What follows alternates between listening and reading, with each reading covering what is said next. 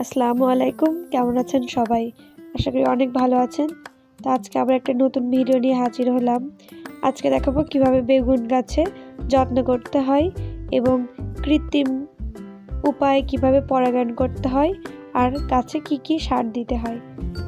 তো প্রথমে আমরা দেখব বেগুন গাছটা দেখতে পাচ্ছেন একদম কোনো রোগ টোগ নেই, বড় বড় পাতা একদম সবুজ। আর এটা হচ্ছে বেগুন গাছের ফুল, ছোট বেগুনি কালারের ফুল হয়। আর এটাও একটা ফুল। তো আমরা এরকম একটা কটন বার নিয়ে নেব। যেহেতু সবার বাসায় তুলি থাকে না, তুলি দিয়েও করলে ভালো হয়। তো তাই আমি দেখাবো কটন বার দিয়ে কিভাবে করা যায়।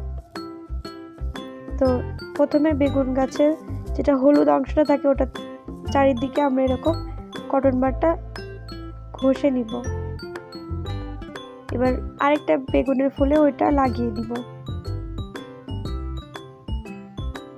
আবারও এই ফুল থেকে নিয়ে ওই ফুলে আবার লাগিয়ে দিব।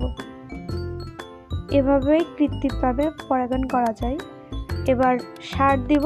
সার দেওয়ার আগে প্রতিটা গাছে একই নিয়ম যে সার দেওয়ার আগে গাছের গোড়া ভালোভাবে খুঁড়ে নিতে হয়, তাহলে সার তাড়াতাড়ি চুষে নেয় এবং কাজও করে তাড়াতাড়ি। তাই আমরা ভালোভাবে গোড়াটা খুঁচিয়ে দিচ্ছি।